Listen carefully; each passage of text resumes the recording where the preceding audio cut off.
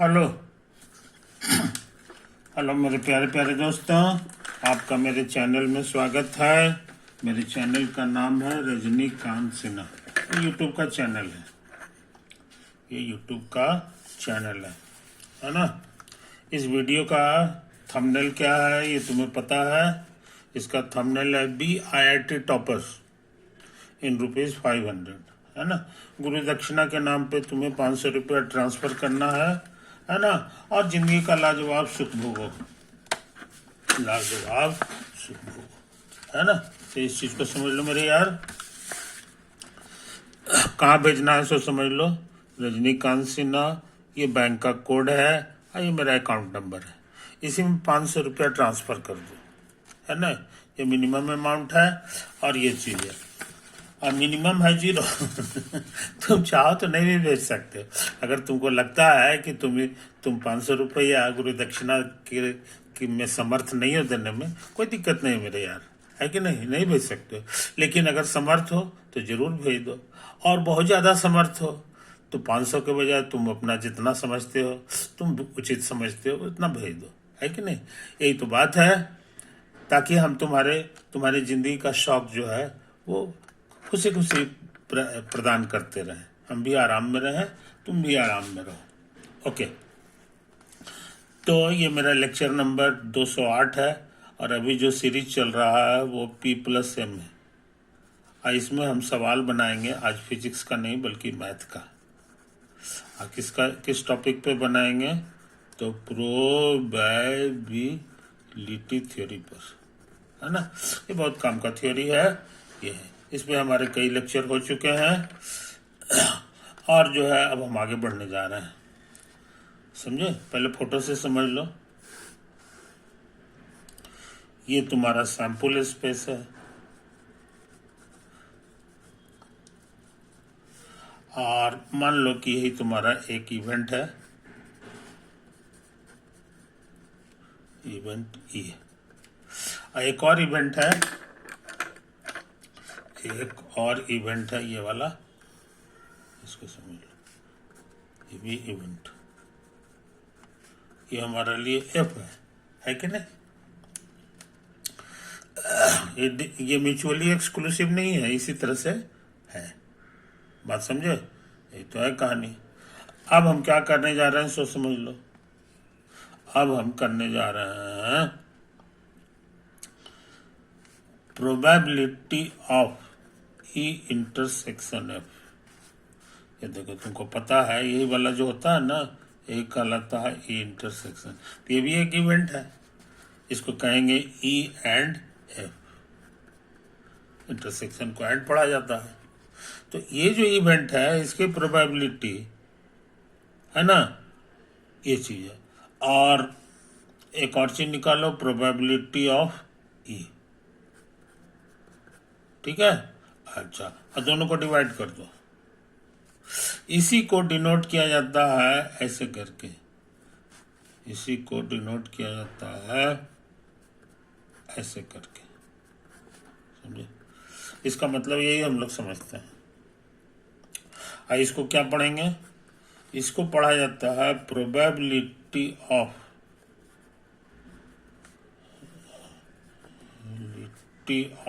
F after E has occurred. समझे? यही पढ़ा जाता है। E घटित हो गया है तब F की प्रोबेबिलिटी क्या है, यही जो है निकालने में हम लोग इसका इस्तेमाल करते हैं। ट्रिक बहुत आसान है ना।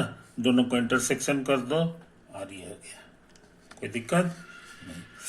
वैसे समझदार लोग इसको ऐसे समझते हैं, number of elements in intersection by number of elements in X, ये प्रॉपर्टी होगा। उसी तरह से ये हो जाएगा, number of elements in E divided by number of elements in X। Cutting setting होगा तो छोटा सा आंसर आ गया ये, अब बटे नंबर ऑफ E। समझे? तो यही चीज है। तो मोटा मोटी कह रहा है कि इसमें इसका कितना बड़ा पार्ट है। समझे? एनई में जो है एनई का कौन सा पार्ट ये है, यही चीज कहना चाह रहा है। इसी को हम लोग प्रोबेबिलिटी ऑफ एफ आफ्टर ई कहते हैं, या इसका दूसरा नाम है conditional probability. Conditional probability of E after, नहीं, प्रोबेबिलिटी ऑफ एफ आफ्टर ई। समझे? ऐसे भी हम लोग बोलते हैं, कंडीशनल प्रोबेबिलिटी भी बोला जाता है इसी को। कोई दिक्कत? अच्छा, तो तुम्हारे पास बहुत अच्छा फार्मूला हो गया।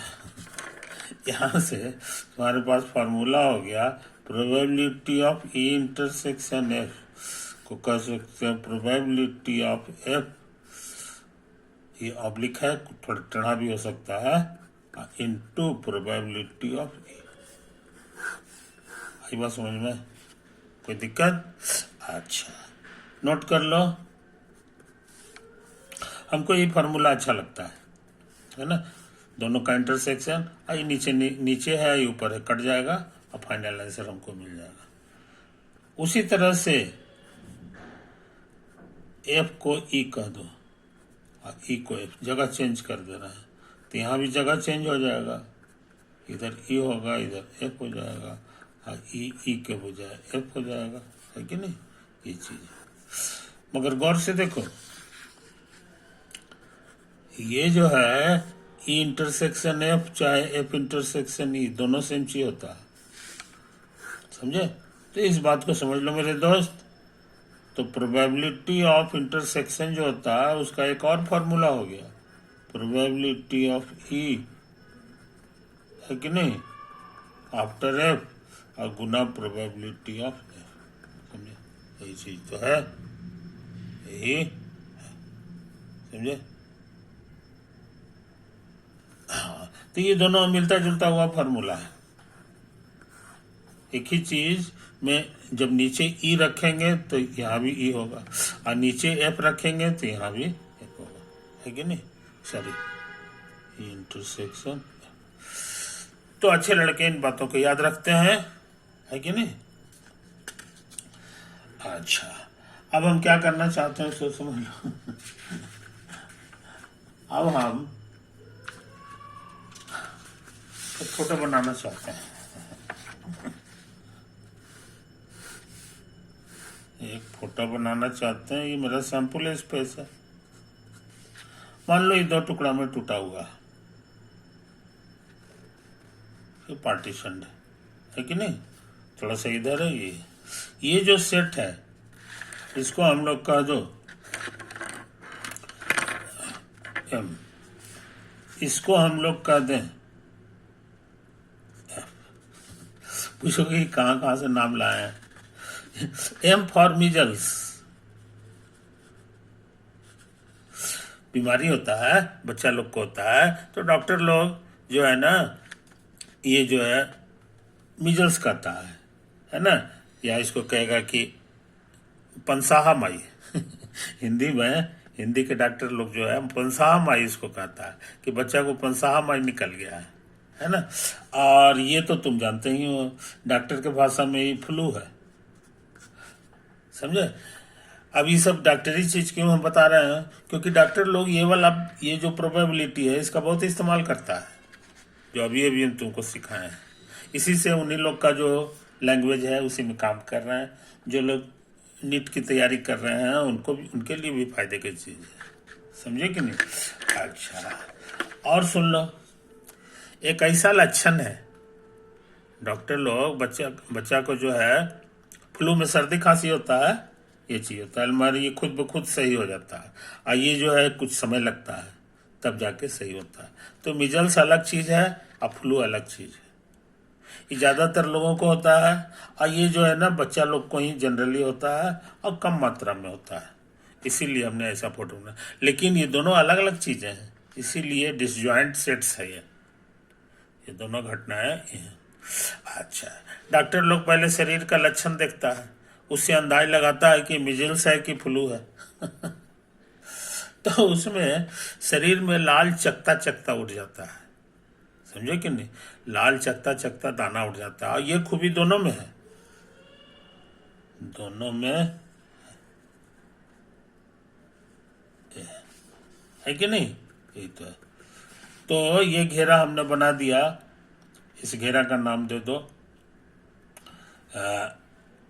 आर।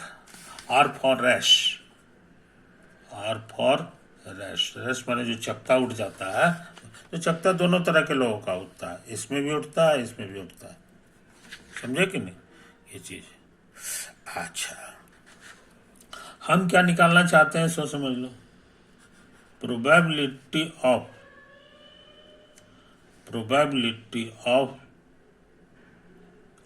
आर, है ना?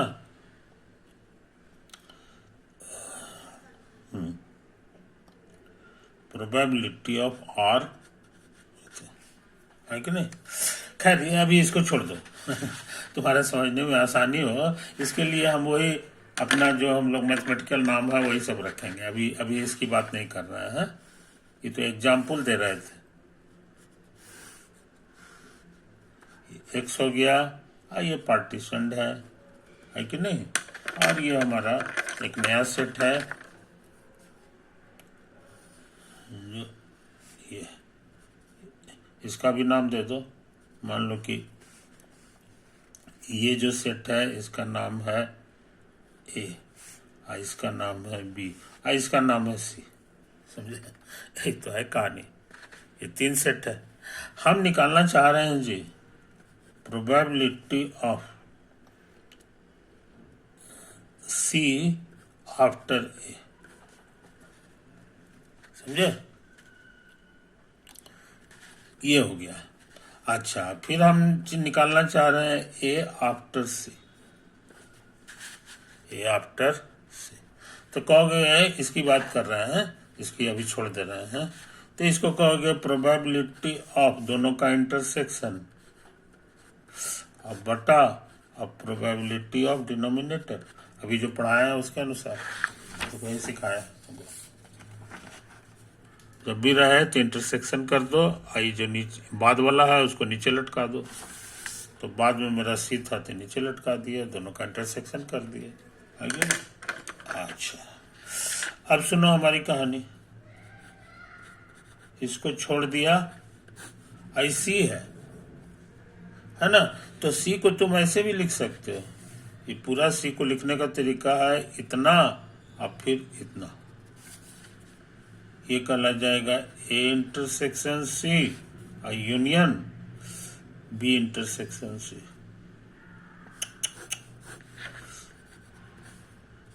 ए intersection C union B intersection C, कोई दिक्कत?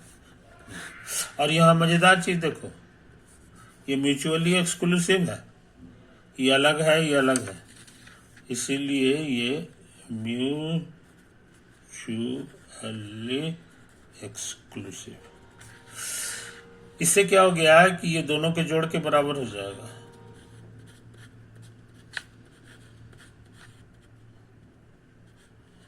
बी इंटरसेक्शन सी, इसको उतार दो, आइए समझ में। अच्छा, अब इसको कंडीशनल की मदद से लिखने का ट्रिक मालूम है। इसको लिख दो प्रोबेबिलिटी ऑफ सी आफ्टर ए, अब गुना प्रोबेबिलिटी, बाद वाले से गुना करना होगा, समझे? लिखा गया। अब इसको सोचते हैं छोड़ दें, इसको भी फिर इसी तरह से लिख सकते हो क्योंकि दोनों एक ही चीज है। तो probability of C after A and probability of A. अच्छा, क्या करें, ये सब उतार दो, C after A into probability of A बटा सी आफ्टर ए गुना प्रोबेबिलिटी ऑफ ए और प्लस। अब इसमें क्या ट्रिक लगा रहे हैं सो देखो, इसको भी कंडीशनल में चेंज कर दो। तो हमको लगता है कि इसको बी लिख दो, है कि नहीं?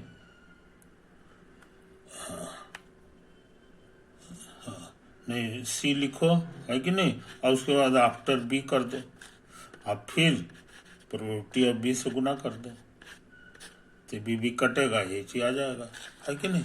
तो तुमको बहुत लाजवाब चीज मिला।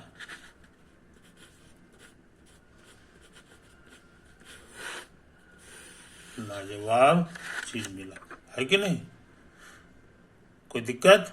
ये है। तो इसमें विशेषता क्या है?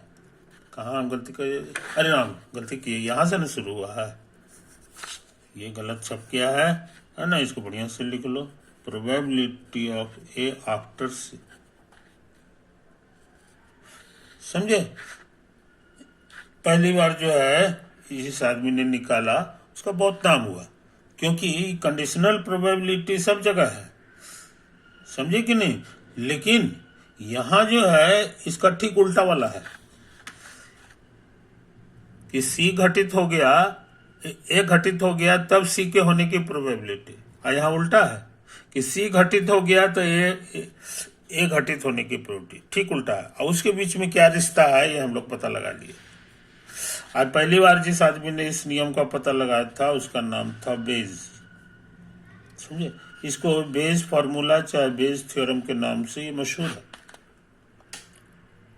समझे कि नहीं? और ये जो है इंडस्ट्री में खूब लागू है, इस्तेमाल किया जाता है धड़ल्ले से, और उसके बाद जो है मेडिकल साइंस में भी डॉक्टर लोग है ना, इसका खूब इस्तेमाल करते हैं, है कि नहीं? तो ये फार्मूला हम लोग को भूलना नहीं चाहिए मेरे दोस्त।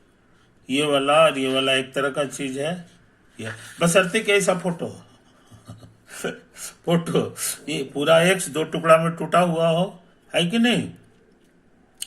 और एक अलग से हो, एक बीच में ऐसा हो जो ये हो। और ऐसा जो है इस एग्जाम्पल में है, चाइल्ड स्पेशलिस्ट है, कहता है कि हमारा दो ही तरह का बीमारी होता है बरसात में, एक मिजल्स हो जाता है बच्चों को और फ्लू हो जाता है कि नहीं? या दोनों अलग अलग बीमारी है, तो पार्टीशन हो गया। और रैशेज दोनों में होता है, कुछ में इसमें होता है इसमें होता है कि नहीं? कीजिए, अब यही सब डाटा निकाल उसको मालूम रहता है, उसके आधार पे ये फार्मूला लगा के उसने ऐसा निकाल लिया, पलट देता है, पलट देता है कि मान लो कि अगर रैश है एग्जामिनेशन से जान गया, तो हम कैसे समझेंगे कि ये मेजल्स है कि ये है? तो अब मिजल्स खतरनाक बीमारी होता है, मिजल्स, तो इसकी प्रोबेबिलिटी क्या है, इसको निकालने में जो है हम लोग को ये मदद करता है, समझे कि नहीं? सही सही जानकारी देता है कि रैश तो देख लिया, लेकिन कैसे समझेगा कि ये मिजल्स है? मिजल्स होने के चांस क्या है? चांस ज्यादा रहता है तो घबराहट लोगों की ज्यादा बढ़ जाती है कि नहीं? ये चीजें अब अगर चांस बहुत कम आया तो खुश हो जाते हैं कि अरे चलो उतना डरने की जरूरत नहीं है। ओके मेरे दोस्त, तो हम चाहते हैं बिना लेट किए हुए क्वेश्चन लिख लें, है कि नहीं? क्वेश्चन लिख लें और देखते हैं कैसे बनता है। पहले क्वेश्चन हम लिखने का काम करें।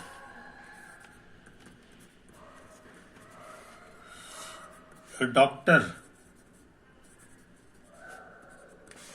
is called to see a sick child। एक डॉक्टर को बुलाया जाता है बीमार बच्चा को देखने के लिए। The doctor knows that 90% of the sick children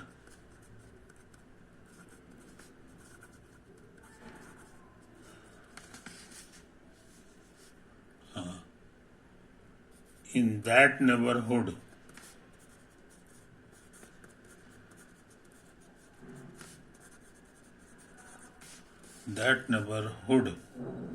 are sick with flu, while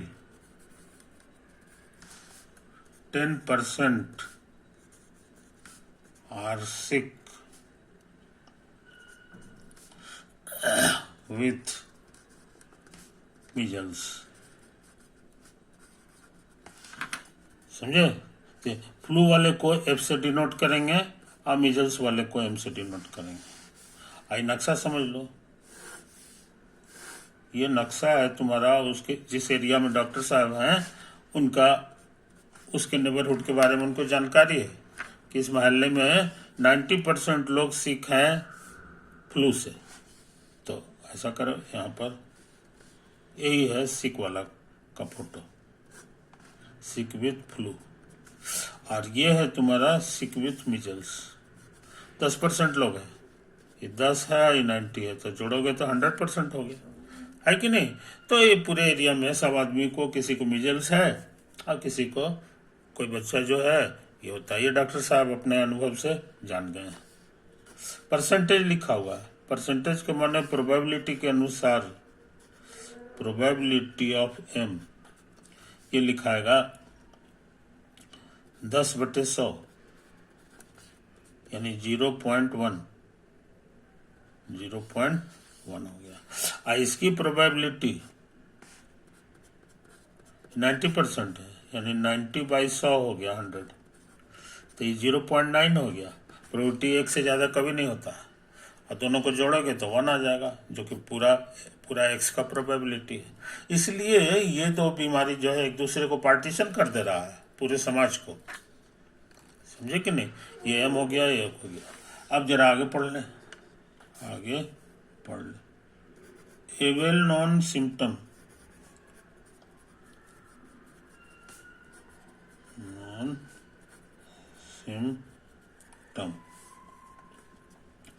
of measles is rash. लाल लाल चकत्ता जो है स्किन पे आ जाता है. ये एक सब कोई जानता है कि मीजल्स में ऐसा होता है. ये एक सिम्टम है. अच्छा. The probability of having a rash,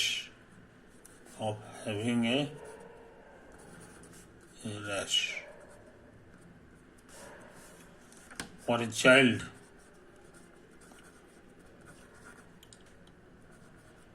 with the measles,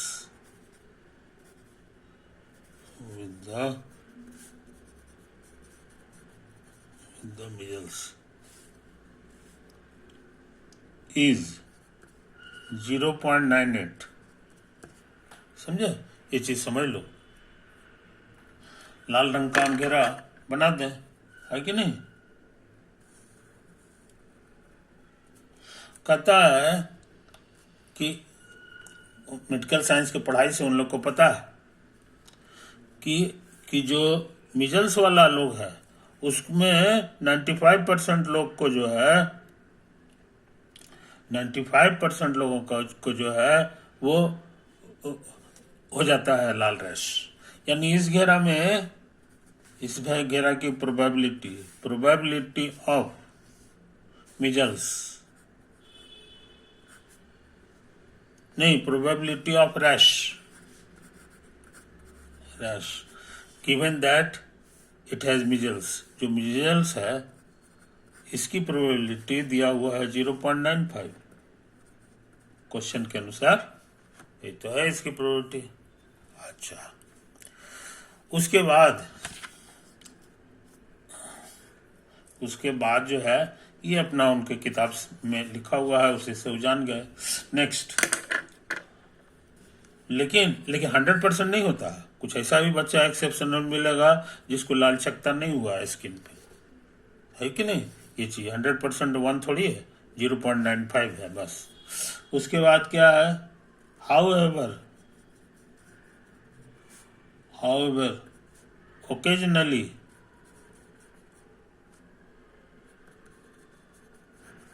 कभी children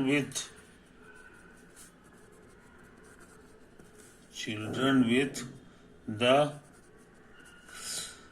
flu also develop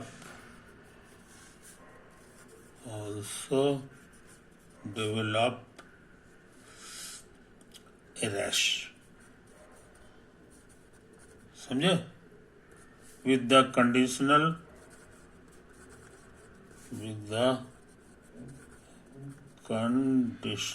probability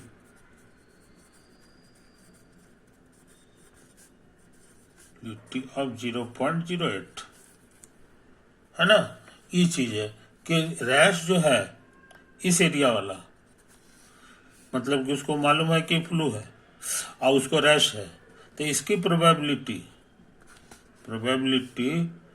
of rash when flu इस गिवन की फ्लू है, ये किताब में लिखा हुआ है 0.08 होगा। वो थोड़ा सा होता है, लेकिन होता है कभी कभी। जितने लोगों को फ्लू है सबके शरीर में लाल चकत्ता नहीं आता, लेकिन कुछ में आ जाता है, तो उसका भी हिसाब किताब है। तो ये किताबों में दिया हुआ है कि नहीं। अच्छा, under examination of the child, the doctor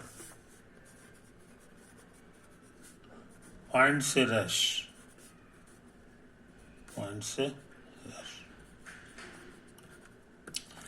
अब डॉक्टर जो है, ये सब तो जानकारी हो गया है कि नहीं। ये सारा जो है हम लोग पहले से जानते हैं। तो चार प्रोबेबिलिटी मालूम हो गया। जिस इलाका में काम करते हैं वहां से उसको पता चल गया कि यहाँ का क्या हाल है ना। ये 2 प्रोबेबिलिटी, और ये 2 बुक से इन्होंने पता लगाया। किताब पढ़ के आए हैं तो ये बुक से इन्होंने पता लगाया। तो 4 प्रोबेबिलिटी उनके पास हो गया। अच्छा, अब लड़का की जांच किए आला लगा के, चश्मा लगा के, तो पाए कि उस लड़के को रैश हो भी सकता है, नहीं भी हो सकता है। तो पाया कि नहीं, उसको रैश है, यानी वो लड़का लाल घेरा में आ गया। Then what is the probability that the child has the measles. अब डॉक्टर जानना चाहेंगे कि तब इसका चांस क्या है। प्रोबेबिलिटी में चांस है कि नहीं। इसके मीजल्स होने का क्या चांस है। मीजल्स ज्यादा खतरनाक बीमारी है ना। तो ये खतरनाक बीमारी, अब ये रहेगा, फ्लू रहेगा तो आसानी से खुद ब खुद ठीक हो जाता है। तो ये निकालना है। कहने का माने वी हैव टू फाइंड, अब आंसर करने जा रहे हैं। We have to find probability child को रैश है, तब इसके मीजल्स होने का क्या प्रोबेबिलिटी, समझे। ये निकालना है। तो हम लोग बेज थ्योरम लगाते हैं। बाय बेज वो कहता है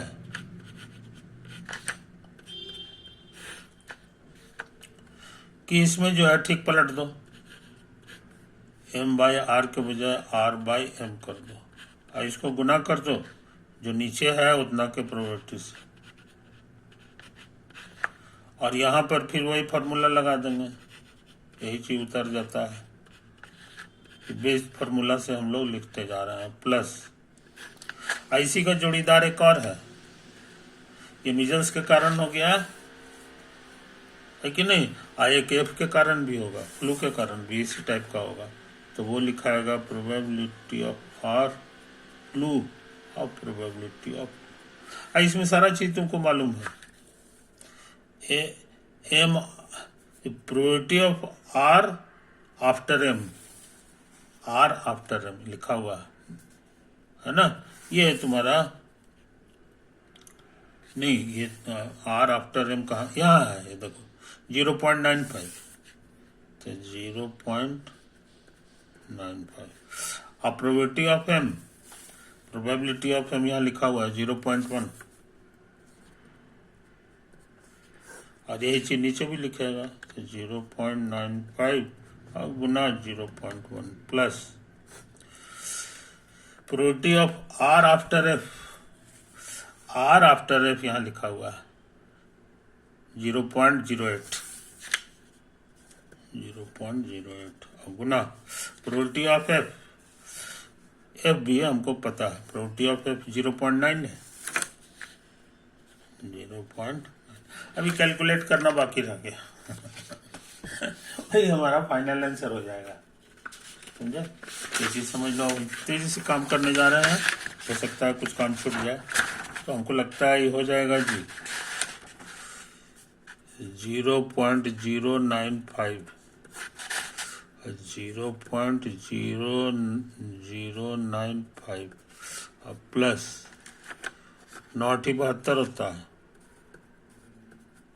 कितना होगा 2 जीरो और 1 जीरो, 3 जीरो के बाद पड़ा, ठीक तो है। तो 0.095 अब बटा यहाँ जोड़ दो 5 2 7 9 7 16 के 6 हाथ में 1 1 डेसिमल को भगा दो तो 95/167 हो गया यही हो गया। अगर तुमको भाग देने की इच्छा है तो भाग दे दो, यार डेसिमल लगा देंगे, 0 हो गया तो 16 5 80, 16 96, 16 5 80, तो कितना हो गया जी 16 5 80, तो 7 5 35 के 5, 7 5 35 हाथ में 3 3 16 5 80 3 83, 10 में से घटा दो 3 और 4 में से 3 गया 1 1, हो गया है कि नहीं। 16 7 बलिए 16 से करीब करीब 7, तो ये आ गया तुम्हारा 0.57, यानी परसेंटेज में लिखोगे तो 57%। समझे? विजिल्स होने का चांस उसका 57%। अब ऐसे 95% था नहीं, ऐसे कितना था विजिल्स होने का जो चांस है वो तुम्हारा 10% था ओनली, है कि नहीं। लेकिन अब चूंकि रैश आ गया तो उसका चांस होने का 57% हो गया, बहुत ज्यादा हो गया, है ना। इस तरह से हम लोग बेस थ्योरम लगा के बहुत सा काम करते रहते हैं। ओवर।